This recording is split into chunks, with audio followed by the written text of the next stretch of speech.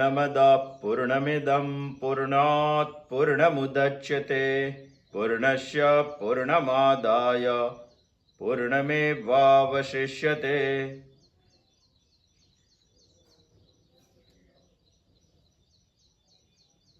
वेद मनुस्मृति का हम अध्ययन कर रहे हैं। ईशावास्य उपनिषद का अध्ययन करने का हमने शुरुआत की है। 2 मंत्र हम देख चुके हैं। ईशावास्य उपनिषद का पहला मंत्र है ईशावास्यमिदं सर्वम। इसकी एक पारमार्थिक दृष्टि है। ईशावास्य उपनिषद का दूसरा एक मंत्र है कुर्वन्नेवेह कर्माणि। इसकी व्यावहारिक दृष्टि है।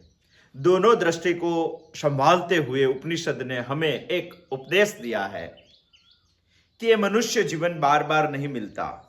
यदि एक बार मिला तो उसमें कुछ सोचने जैसी बात हमें सोचनी चाहिए।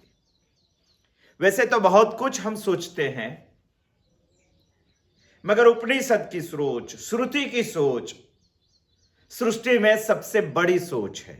यदि हम सृष्टि में सबसे बड़े मनुष्य योनि में जन्म लिया है, सब योनि में सबसे बड़ी, सबसे श्रेष्ठ योनि में जन्म लिया है, तो हमें सबसे श्रेष्ठ, सबसे बड़ा सोचना चाहिए। बड़ा है ईशावास्य उपनिषद। उपनिषद के बारे में हमें सोचना चाहिए। हम सोच रहे हैं ईशावास्य उपनिषद के बारे में। पहला मंत्र हमें बता रहा है पारमार्थिक दृष्टि, दूसरा मंत्र हमें बता रहा है व्यावहारिक दृष्टि। मैंने पहले मंत्र में इसके लिए उपनिषद ने बात की है जिसका अंतःकरण शुद्ध है, जिसको मुक्ति के लिए साधन चतुष्ट है, चारों साधन जिसके पास है, उसी के लिए पहला मंत्र है ईशावास्यमिदं सर्वम यत्किंच जगत्यां जगत् तेन त्यक्तेन भुंजीथा मागृदः कश्चित् धनम।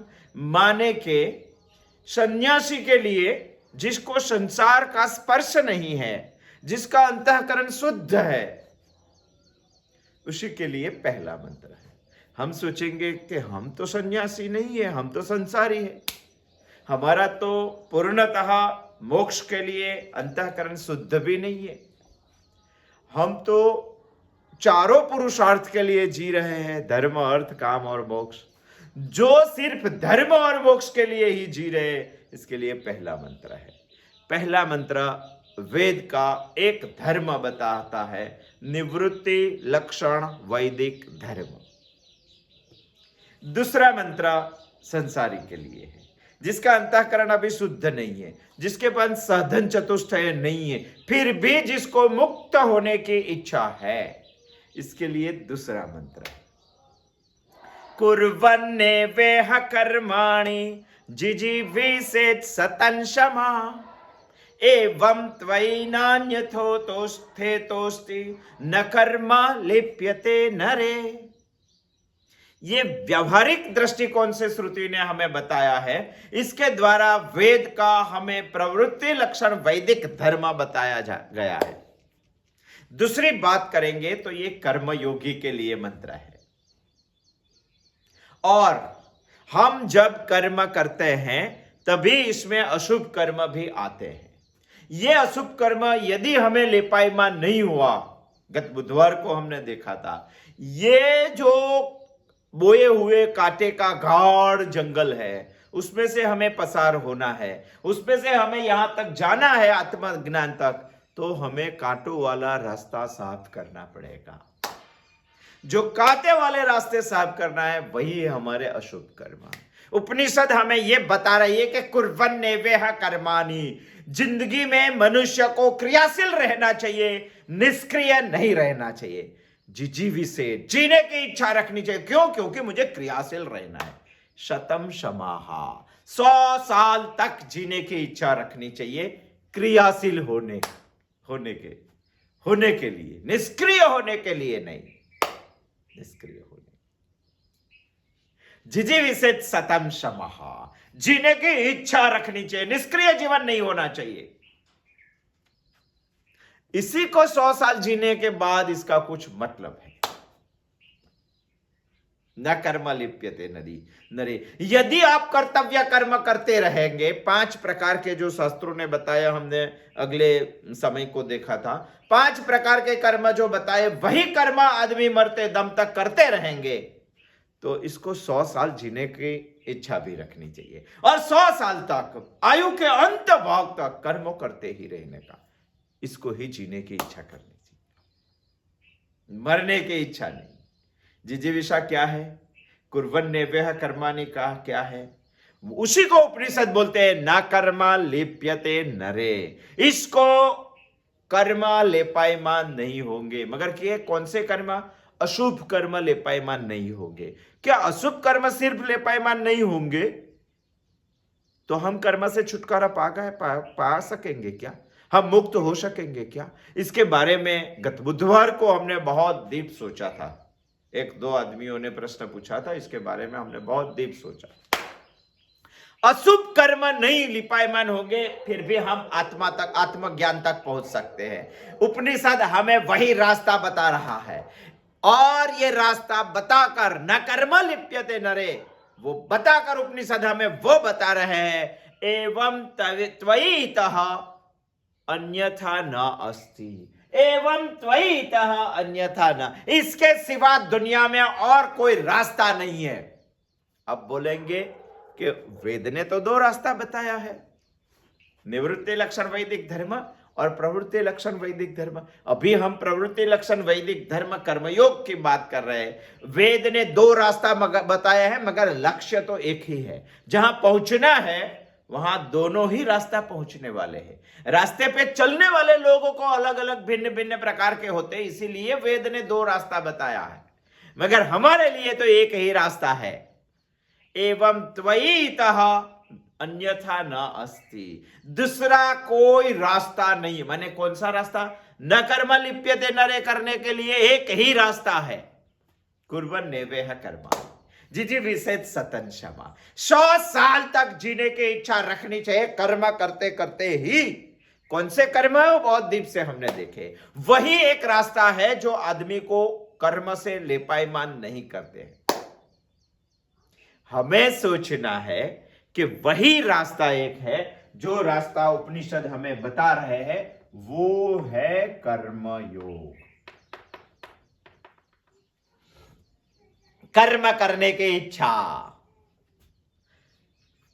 नित्य कर्म, नैमित्तिक कर्म, काम्य कर्म, प्रायश्चित कर्म जो हमने देखा है, वो आदमी को करना ही चाहिए। निष्काम कर्म, वही 5 कर्म शास्त्रों ने हमें बताया है। वो 5 कर्म करते करते 100 साल जीने की इच्छा रखनी चाहिए, वो आदमी को लेपायमान नहीं होता। वही एक रास्ता है, दूसरा कोई रास्ता नहीं है। कुर्वन्नेवेह कर्माणि जिजीविषेत् सतं क्षमा, एवं त्वयि इतः अन्यथा न अस्ति, न कर्मा लिप्यते नरे। ये सब कुछ समझ चुके हैं, अभी हमें यही बात समझने की है कि उपनिषद हमें बता रहा है कि और कोई रास्ता नहीं है। मगर संसार में बहुत सारे लोग ऐसे हैं जिसको ये रास्ता पसंद नहीं है। कई सारे लोग ऐसे हैं जिसको कर्म छोड़ना है, कर्म नहीं करना है। क्यों? कई लोग ऐसा सोच रहे हैं कि मुझे तो संन्यास लेना है, कर्म छोड़ देना है। मगर हम इसको प्रश्न पूछेंगे कि आपको कर्म क्यों छोड़ना है, तो वो उसका जवाब है, मुझे मुक्ति चाहिए, कर्तव्य नहीं। हमें दूसरा प्रश्न पूछना चाहिए, आपको किससे मुक्ति चाहिए? कई सारे लोग ऐसे जवाब दे रहे हैं कि हमें कर्मयोग से मुक्ति चाहिए। 2 ऑप्शन है, आपको संसार से मुक्ति चाहिए या कर्म से मुक्ति चाहिए। संसार माने अज्ञान से मुक्ति चाहिए। यदि अज्ञान से मुक्ति चाहिए तो एक ही रास्ता है, आत्मज्ञान। आप बोलेंगे कि हम तो कल्याण के लिए कर्म छोड़ रहे हैं, न कर्म लिप्यते नरे कुर्वन्नेवेह कर्माणि, एक ही रास्ता है। वो रास्ता किसी को पसंद नहीं है तो उसको छोड़ना है, कर्म छोड़ना है। क्यों छोड़ना है? तो बता रहे हैं कि मुक्ति के लिए। हम पूछ रहे हैं कि मुक्ति किससे चाहिए? संसार से मुक्त होना है या कर्मयोग से, कर्म से मुक्त होना है? कई लोग कर्म छोड़ रहे हैं, मगर कर्म छोड़ने का उद्देश्य उसका कल्याण का नहीं होता है, तो वो अधोगति में जाते हैं। हम सोचेंगे जितने भी सन्यासी हैं, जिन्होंने भी इस दुनिया का कर्म छोड़ा है, उनमें से बहुत सारे लोग ऐसे हैं जिसको कर्म छोड़ने का कोई कारण ही नहीं मालूम है। कर्म छोड़ने का एक ही कारण होना चाहिए, वो है आत्मा को पहचानना, अंतःकरण से कल्याण करने की उसको इच्छा होनी चाहिए। यदि ये इच्छा नहीं हुई तो उसका अधःपतन होगा ही। यदि कल्याण की इच्छा है तो उसके लिए कर्म छोड़ना चाहिए, और कर्म छोड़ कर जो करना है वो ईशावास्यमिदं सर्वम, पहला मंत्र। यदि नहीं छोड़ सकता है तो सोचना भी चाहिए। हमें वो भी सोचना चाहिए कि सब लोग कर्म क्यों छोड़ रहे हैं। बहुत सारे कारण हैं। हम सोच रहे हैं एवं त्वयि इतः अन्यथा नास्ति, दूसरा कोई रास्ता नहीं है, एक ही रास्ता है, फिर भी सब लोग ये रास्ता अपनाता नहीं है, दूसरे रास्ते पे जाते हैं, कर्म छोड़ने के रास्ते पे जाते हैं। मगर कर्म छोड़ने का दूसरा रास्ता भी उसका सही नहीं होता है। क्यों सही नहीं होता है, हमें आज सोचना चाहिए। इसका एक कारण बता रहे हैं कई लोग कि कर्म क्यों सब लोग छोड़ रहे हैं। जो लोग छोड़ रहे हैं उसका एक कारण होता है परिश्रम। श्रम करना नहीं है उसको, और श्रम नहीं करना है तो कर्म से मुक्ति चाहिए उसको। कई सारे लोग ऐसे जिसको काम नहीं करना है, और काम नहीं करना है, श्रम नहीं करना है, इसीलिए तो कर्म से डरते हैं लोग। और जो कर्म से डरते हैं वो कल्याण की भावना से कर्म नहीं छोड़ते, परिश्रम के डर से कर्म छोड़ते हैं। जो परिश्रम के डर से कर्म छोड़ते हैं वो श्रुति के हिसाब से यथार्थ नहीं है। मगर बहुत सारे लोग हैं जो काम नहीं कर सकते, श्रम नहीं कर सकते, कर्म नहीं कर सकते, इसीलिए कर्म को छोड़ के चल सकते, उसका दूसरा कोई कारण नहीं होता है। यदि दूसरा कोई कारण नहीं होता है तो उसको सोचना चाहिए एवं त्वयि इतः अन्यथा नास्ति। उपनिषद ने बताया वही एक रास्ता है, दूसरा कोई रास्ता नहीं है। कर्म करते करते ही 100 साल तक जीने की इच्छा रखनी चाहिए, मगर छोड़ देते हैं कर्म। परिश्रम होता है, वैसे तो काम होता नहीं और परिश्रम करना नहीं है। दूसरा भी एक कारण है जिस कारण से कई लोग कर्म छोड़ रहे हैं। जो उपनिषद ने हमारे लिए एक ही रास्ता बताया है, वही रास्ते से च्युत हो जाते हैं। इसीलिए तो उपनिषद को बोलना पड़ा एवं त्वयि इतः अन्यथा नास्ति। इसके सिवा दुनिया में, सृष्टि में और कोई रास्ता नहीं है। जो संसारी है, जिसको व्यवहारिक उपदेश चाहिए, जिसके पास थोड़ी सी भी विवेक बुद्धि है, इसके लिए एक ही रास्ता है। मगर वो रास्ता अपनाते नहीं है कई लोग। इसका दूसरा एक कारण है जिम्मेवारी। जिम्मेवारी लेनी नहीं है। कर्मयोग में तो जिम्मेवारी आती है, नित्य कर्म करना है, नैमित्तिक कर्म करना है, काम्य कर्म करना है, कोई भी कर्म आप ले लो, प्रायश्चित कर्म करना है, वो तो करना ही पड़ेगा। यदि वो करेंगे तो उसमें जिम्मेवारी आती है। जिम्मेवारी हमें लेनी नहीं है। क्यों नहीं लेनी है? क्योंकि जिम्मेवारी से बहुत बड़ा भार आता है सर पे, और भार नहीं करना है, वजन नहीं लेना है इसको, और ऐशो आराम करना है। राम का काम नहीं करना है, राम के लिए काम नहीं करना है, राम को पहचानने के लिए काम नहीं करना है, इसको ऐशो आराम करना है। जिसको ऐशो आराम करना है वो जिम्मेवारी नहीं उठा पाएगा, और जो जिम्मेवारी नहीं उठा पाएगा वो कर्म योग से डरेगा। जो डरेगा वो कर्म से भागेगा। यदि यही कारण कर्म से भागने के लिए इसके पास है तो वो भी श्रुति बता रही है सही नहीं है, यथार्थ नहीं है, अधःपतन ही होगा उसका, ऊर्ध्वगमन नहीं होगा। हमें तो ऊर्ध्वगमन करना है, ऊर्ध्वगमन करना। तीसरा भी एक कारण है कर्मयोग से भागने के लिए। तीसरा एक कारण है निपुणता। हम कर्म से क्यों भागते हैं? हम कर्म से इसीलिए भागते हैं कि हम में कर्म करने की निपुणता नहीं है, कौशल्य नहीं है। यदि कौशल्य नहीं है तो हम कर्म कैसे कर पाएंगे? सोचो, हमारे पिताजी का धंधा है कुंभकार का। यदि हम कुंभकार का कौशल्य नहीं प्राप्त कर पाए तो कर्म से भागेंगे। बहुत सारे लोग दुनिया में ऐसे हैं जिसके पास कर्म करने की निपुणता, कौन सा भी कर्म ले लो आप, कर्म करने की निपुणता नहीं है तो वो कर्म से डरेगा और कर्म से भागेगा।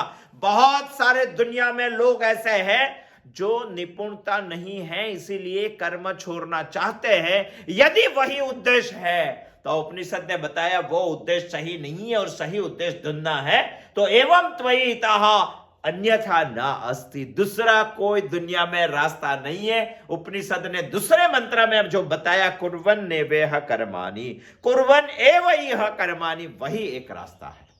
वही रास्ते से न कर्म लिप्यते न रेहम हो पाए। चौथा भी एक कारण है, यह भी यथार्थ नहीं है। यदि कल्याण के लिए कर्म छोड़ा तभी यथार्थ है, बाकी कोई कारण यथार्थ नहीं। चौथा भी एक कारण है, जो कर्म करेगा उसकी गलती होगी ही। कर्म करते करते गलती हुई तो अपमान होगा। यदि अपमान होगा तो उसके अहंकार को ठेस लगेगी।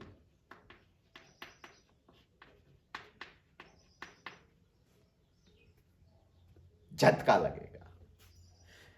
आदमी को यह पसंद नहीं है, यह पसंद नहीं है तो इसको अपमान नहीं आना चाहिए। अपमान नहीं आना चाहिए इसका जो सोचते हैं तो कर्म में गलती नहीं होनी चाहिए। मगर कर्म करते हैं तो गलती होती ही है। जो करते हैं उसकी गलती नहीं होती है, जो घर पे ही बैठे रहते हैं उसकी कहां से गलती होती है? कर्म करेंगे तो गलती होगी ही। यदि गलती हुई तो आपका अपमान भी होगा। यदि अपमान होगा तो अहंकार को ठेस लगती है। हम सोचते हैं कि हमारे अहंकार को कभी भी ठेस नहीं लगनी चाहिए। ठेस नहीं लगनी चाहिए तो हमारा कभी भी अपमान नहीं होना चाहिए। हमारा कभी अपमान नहीं होना चाहिए ऐसा हम मानते हैं तो कभी कर्म में गलती नहीं होनी चाहिए। मगर गलती तो होती है। यदि गलती होती है तो कई लोग अहंकार को ठेस ना पहुंचे इसीलिए कर्म को छोड़ते हैं। मगर श्रुति बता रही है ये भी यथार्थ नहीं है। सोचो, आज हम सोच रहे हैं कि दूसरे मंत्र में उपनिषद ने बताया, ईशावास्य उपनिषद ने, एवं त्वयितः अन्यथा नास्ति, दूसरा कोई दुनिया में रास्ता नहीं है। फिर भी बहुत सारे लोग अंतःकरण से शुद्ध न होने के बाद भी, साधन चतुष्टय न होने के बाद भी दूसरा जो उपनिषद ने जो प्रवृत्ति लक्षण धर्म बताए वो न अपनाते हुए निवृत्ति लक्षण धर्म के बाद और जाते हैं। क्यों जाते हैं? इसका इतने कारण है। इतने कारण से जाएंगे तो वो यथार्थ नहीं है। चौथा भी एक, पांचवा भी एक कारण है।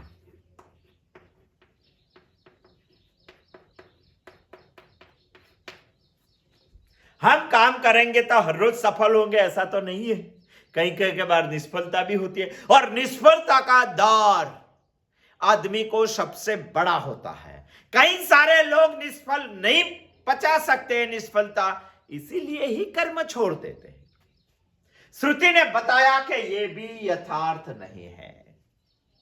क्या करते हैं हम सोचना चाहिए। कई लोग कर्म छोड़ते हैं, इसका छठा एक कारण है। उपनिषद ने कितनी सोच के बताई है और हम भी कितनी छटकबारी, कितने क्या बोलते, कितने उद्देश्य से कर्म छोड़ते हैं। एक भी उद्देश्य हमारा सही नहीं है। कई लोग कर्म छोड़ते हैं, क्यों छोड़ते हैं?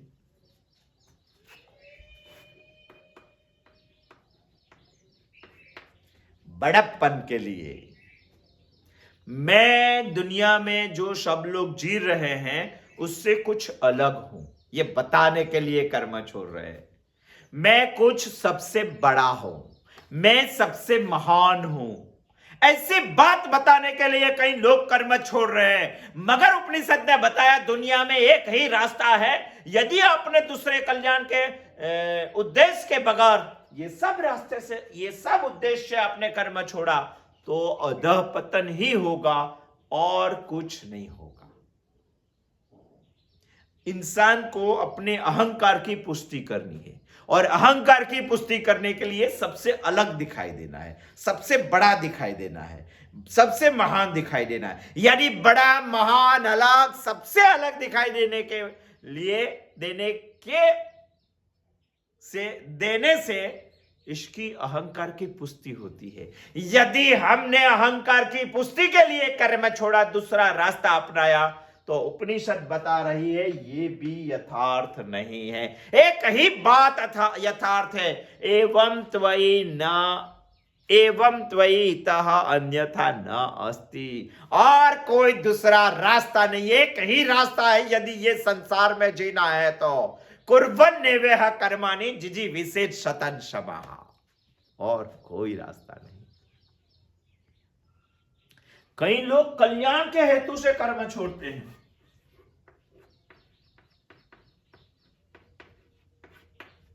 यदि सही माने में कल्याण हमें नहीं समझा तो ये भी उद्देश्य बराबर नहीं है। यदि सही माने में हमें कल्याण समझा तो उपनिषद बता रही है कि ये बात यथार्थ है।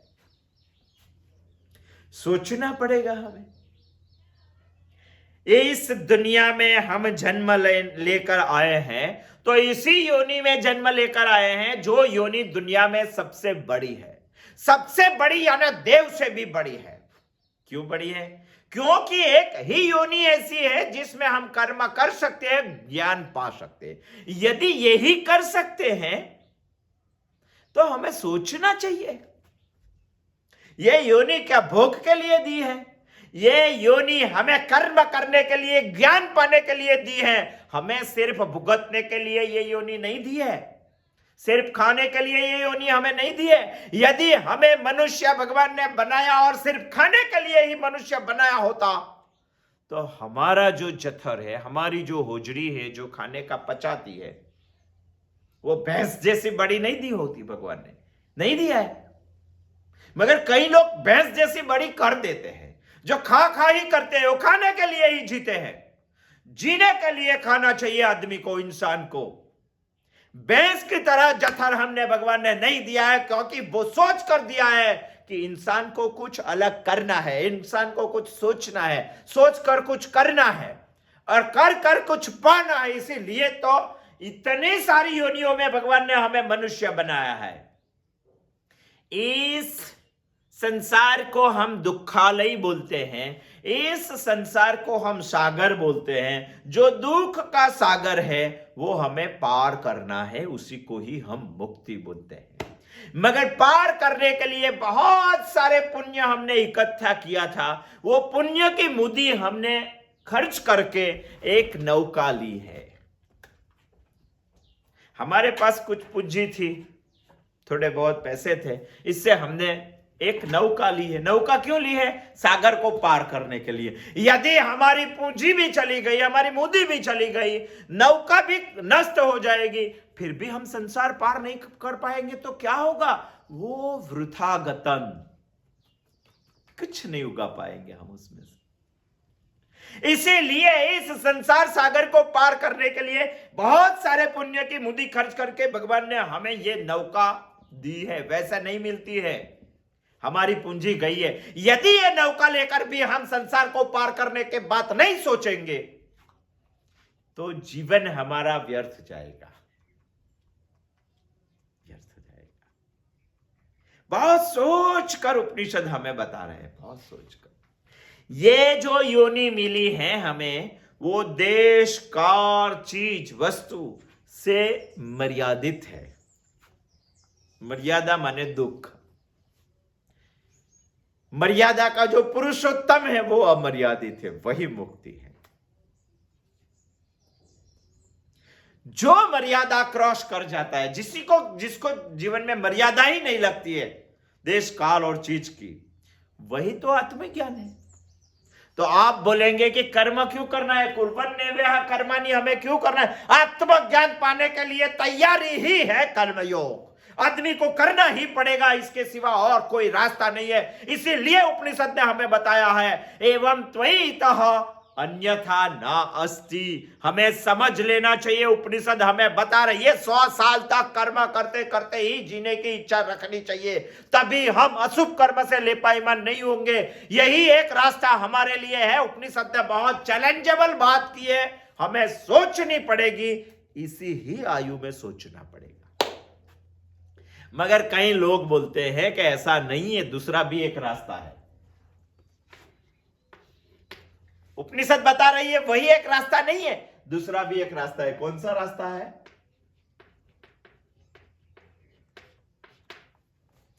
जप, भगवान का नाम स्मरण कीजिए, नाम स्मरण करने से ही मुक्ति मिल जाती है। इसके ऊपर सोचना चाहिए, सोचना चाहिए। तो उपनिषद ने ऐसा क्यों बताया? कुर्वन्नेवः कर्माणि, एक ही रास्ता है दुनिया में, और कोई रास्ता नहीं है। मगर बहुत सारे लोग बता रहे हैं कि नाम स्मरण करना चाहिए, भगवान का माला जपनी चाहिए, नाम स्मरण करना चाहिए, भगवान का एक बार नाम ले लिया आप मुक्त हो जाएंगे।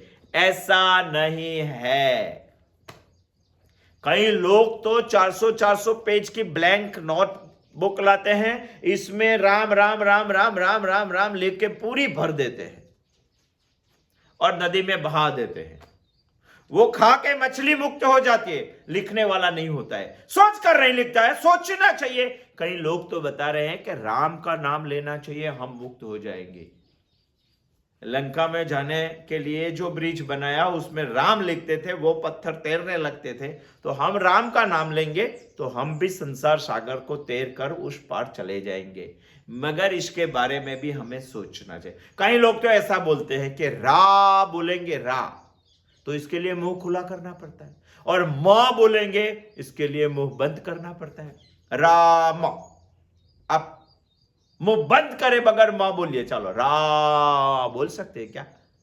रा मुंह खुला करना पड़ता है, मां बोलने के लिए मुंह बंद करना पड़ता है। तो इसका लॉजिक कई लोगों ने बताया कि हम रा बोलेंगे तो इस शरीर में हुए सब पाप वहां से बाहर निकल जाएंगे, और मां बोलेंगे तो आने का बंद हो जाएगा, तो मुक्त हो जाएंगे। कितना अच्छा लॉजिक लगा है, बताइए तो सही।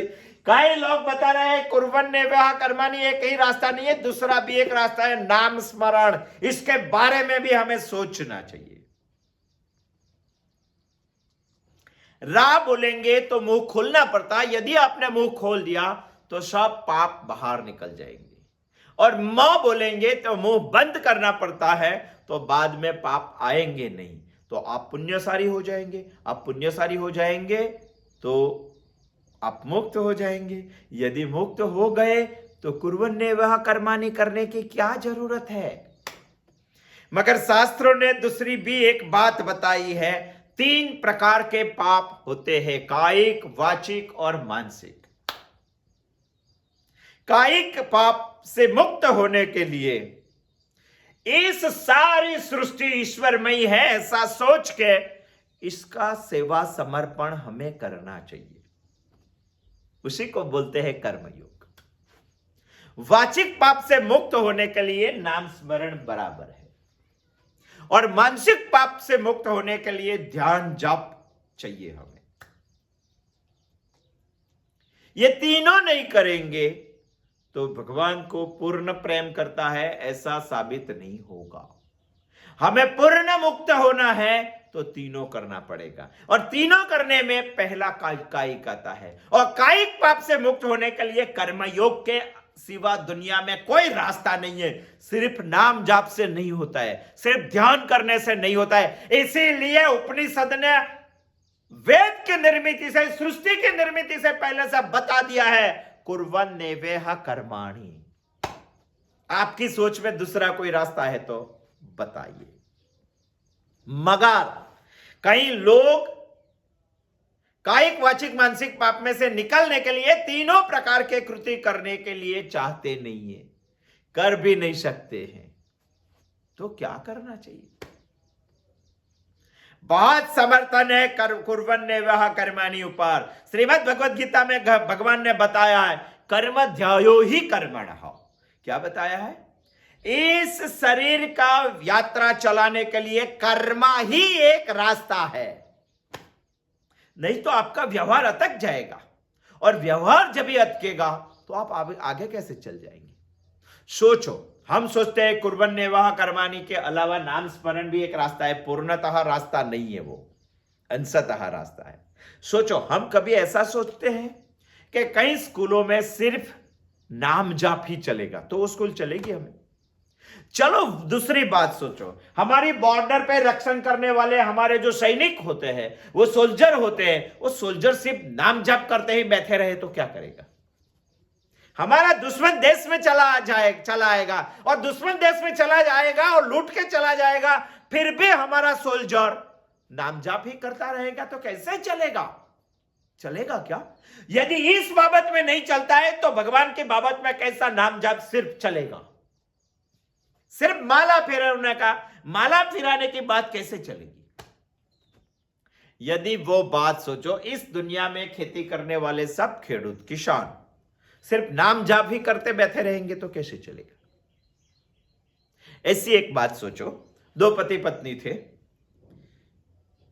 पति किसान था, इसलिए खेतवाड़ी में बहुत सारा काम करता था। काम करके शाम को घर पे आ जाता था, दोपहर का खाना खेत पे ही खा लेता था, शाम को घर पे आता था। तभी उसकी बीवी क्या करती थी घर पे, मालूम है। उसकी खेडूत की पत्नी, किसान की पत्नी, वो कुछ नहीं करती है। सुबह से तैयार होती है, बाल का गुंठन करती है, फेस को तैयार करती है, सब कुछ तैयार करके बैठती है। और तैयार करके बैठती है, सुबह से उसका पति का नाम स्मरण करती है। नाम स्मरण करती है। 6 बजे इसका पति आते हैं तो उसकी आरती उतारने के लिए एक बहुत दिए जला के थाली तैयार करती है, एक चारपाई रखती है। पति जब खेत से आता है थका पका, तो पत्नी बोलती है इसकी चारपाई के ऊपर बैठ जाओ, मुझे आपकी आरती उतारनी है, पूजा करनी है और नाम जप करना है। चलो वो बात तो वहां तक सही रही। और पति ने ऐसा बोला कि खाने के क्या चीज, तो आज खाने का नहीं बनाया, नहाने का पानी, तो आज नहाने का पानी नहीं बनाया। क्यों? क्योंकि मुझे आपकी सेवा करनी है, मुझे आपका नाम जप करना है, मुझे आपके। अरे कौन से पति होगा दुनिया में कि ये बात चला लेगा। वो नहीं चलाएगी। वो इसी पत्नी को प्रेम करता है जो पत्नी आते हैं के वक्त उसको ठंडे पानी का ग्लास देती है, नहाने के लिए गर्म पानी देती है, खाने के लिए उसको खाना देते हैं, वही पत्नी प्रसन्न होती है। यदि इस दुनिया के सामान्य किसान को भी वही पत्नी प्रसन्न है तो उपनिषद हमें क्या बता रहा है, कुर्वन्नेवाह कर्माणि। सिर्फ नाम जप नहीं चलेगा, चलेगा क्या, व्यवहार हमारा अटक जाएगा। इसीलिए भगवान ने बताया कि ये सब नहीं चलेगा। मगर कई सारे लोग कर्म छोड़ते, वो क्या बोलते मालूम है, हम तो सिर्फ नाम जाप ही करेंगे और भिक्षा लेके खा लेंगे, हमें कुछ करना नहीं है। मगर इसके आगे जाकर आप बोलो, जो भिक्षा देगा वही नाम स्मरण करता रहेगा तो क्या करेगा, उसके पास अनाज नहीं होगा, आपको भिक्षा ही नहीं देगा। सिर्फ नाम जाप दुनिया में नहीं चलता है। कुर्वन्नेवाह कर्माणि एवं त्वयितः अन्यथा नास्ति, वही एक रास्ता है जो उपनिषद ने बताया, वो सही है। सही। कई लोग बता रहे हैं कि नहीं, सिर्फ भगवान का नाम ही लेना है। गीता में भगवान ने बताया योगक्षेमम वहाम्यहम्, हम सिर्फ भगवान का नित्य स्मरण करते रहेंगे। और भगवान ने बताया है कि जो हमारा स्मरण करता है इसका योगक्षेमम हम चलाएंगे।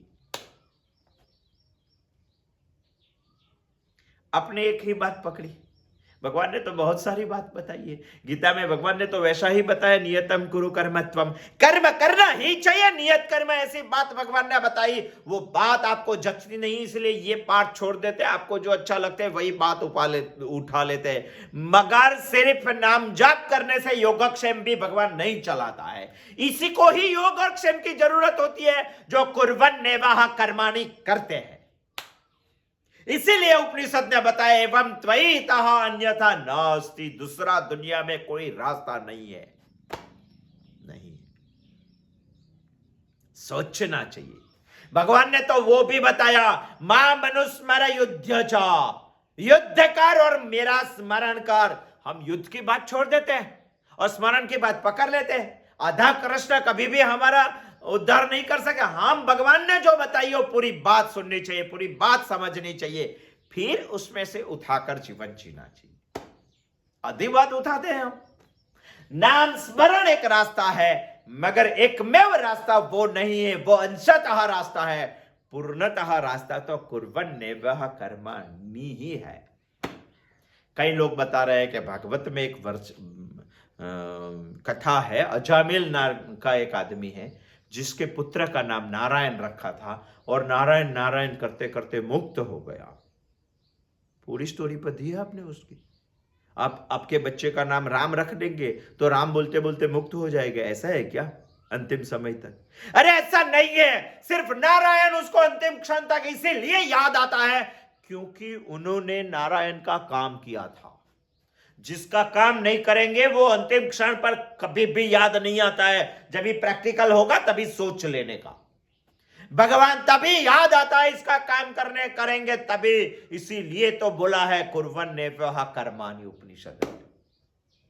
वो लॉजिक भी देख लेते हैं। कई लोग बताते हैं कि रा बोलेंगे तो मुंह खोलना पड़ता है, सब पाप निकल जाते हैं। मां बोलेंगे तो मुंह बंद हो जाता है, फिर पाप नहीं आता है, इसीलिए नाम जप करना चाहिए। वो बात सही है, मगर रा बोलकर मुंह जो खोला और मां बोलकर जो मुंह बंद किया, बाद में वो मुंह खोलने का नहीं है। खाने के लिए भी नहीं खोलना है, दूसरी कोई बात बोलने के लिए भी नहीं खोलना है। यदि खोला तो पाप फिर से आ जाएंगे। उसको उसके हित का जवाब पत्थर से दे देते हैं। हाँ, मुक्त हो जाएंगे आप। रा बोलेंगे तो पाप निकल जाएंगे, मां बोलेंगे तो बंद हो जाएगा मुंह, इसीलिए पाप नहीं आएगा। वो बात सही है, मगर मां बोलने के बाद मुंह खोलना नहीं है, दूसरा भी कुछ बोलना नहीं है, और खाने के लिए भी मुंह खोलना नहीं है। मंजूर है आपको? तभी एकमेव रास्ता है, पूर्णतः रास्ता है। नहीं हो सकता है। कई लोग बता रहे हैं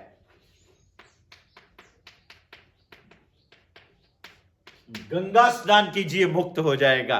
वो भी पूर्णतः रास्ता नहीं है। आप गंगा में स्नान करने के लिए जाएंगे तो अपने कपड़े तो किनारे पे रख के जाएंगे, तो आपका जो पाप है वो कपड़े में रहता है।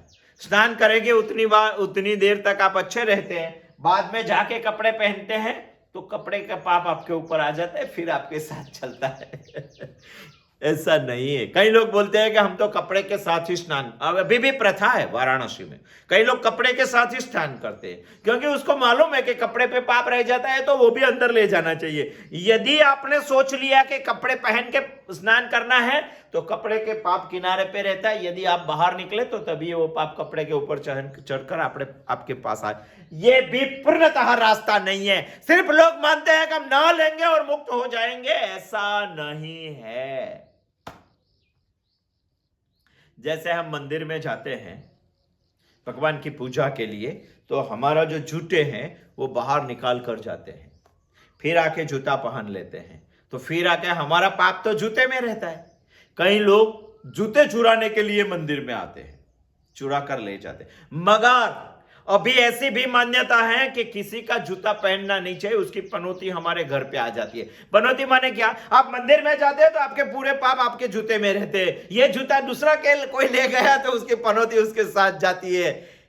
और कोई रास्ता पूर्णतः नहीं है, एक ही रास्ता पूर्णतः है, कुर्वन्नेवः कर्माणि। ये सब रास्ते हैं, बहुत सारे रास्ते हैं, मगर बहुत सारे रास्ते हमें पूर्णतः मुक्त नहीं कर पाते हैं। यदि मुक्त हो गए एक बार पाप से तो उसकी क्या गारंटी कि हम दूसरी बार पाप नहीं करेंगे। मगर कुर्वन्नेवः कर्माणि 100 साल तक जिएंगे और कर्म करते करते ही जिएंगे तो वो हमारे इस जीवन के एक भी अशुभ कर्म को लिपायमान नहीं करेगा। इसीलिए उपनिषद ने बताया हमें मुक्त कर देगा, हमारे पास कभी भी पाप नहीं आएगा, हम पुण्यशाली नहीं, हम तो ईश्वर के पास पहुंच जाएंगे। उसके लिए एक ही रास्ता है, कुर्वन्नेवः कर्माणि प्रवृत्ति लक्षण वैदिक धर्म। एक ही रास्ता माने शास्त्रों ने जो कर्मों विहित किया है वही कर्म का अनुष्ठान करना का वो एक रास्ता है। योग भाव से कर्म करना चाहिए, हमें ईश्वरार्पण बुद्धि से कर्म करना चाहिए। हमें कर्मशील होना है, निष्क्रिय नहीं। हमें धर्म को प्रकरना है, अधर्म को नहीं। हमें योग भावना से कृति करना है, भोग भावना से नहीं। हमें निष्काम कर्म करना है, कामना से नहीं। हमें सावधानी बरत के कर्म करना है, प्रमाद से नहीं। हम भगवान को जब भी प्रार्थना करेंगे तभी 100 साल मांगेंगे इसके लिए, मगर 100 साल पैसा कमाने के लिए नहीं, 100 साल खाने के लिए नहीं, 100 साल भुगतने के लिए नहीं। प्रभु हमें कर्म करने हैं, कुर्वन्ने वह कर्मानी, और 100 साल तक करना है। इसीलिए ईश्वर के पास 100 साल की आयु मांगेंगे। यदि आयु मांगी और आपने कर्म नहीं किया तो आपके जैसा ईश्वर का सबसे बड़ा चोर और कोई नहीं होगा। एक बात सोचनी चाहिए, कर्म कभी आदमी को नहीं चिपकता है, इंसान कर्म को चिपकता है। इसीलिए ईशावास्य उपनिषद हमें बता रहे हैं, कर्म करो और मम मम छोड़ो। जो कर्म को हम मम मम करते हैं, उसके पास जो मांगते हैं ना, इसको ही सुगंध आएगी। इसीलिए ऋषि का कर्म हमें सुगंध देता है, महापुरुष का कर्म हमें सुगंध देता है, संत हमें बड़े लगते हैं। इसीलिए कुर्वन्ने वेह कर्माणि जिजीवी से सतन क्षमा एवं त्वयि अन्यथा नोष्टोष्टि न कर्मा लिप्यते नरे। नहीं करना। पहला मंत्र पारमार्थिक है। जिसके पास विवेक बुद्धि है, जिसके पास जो ज्ञानी है, भगवान के पास पहुंचने के उसको बहुत देर नहीं लगती है, उसके लिए पहला मंत्र है। मगर थोड़ा बहुत ही जिसके पास विवेक है उसके लिए दूसरा मंत्र है।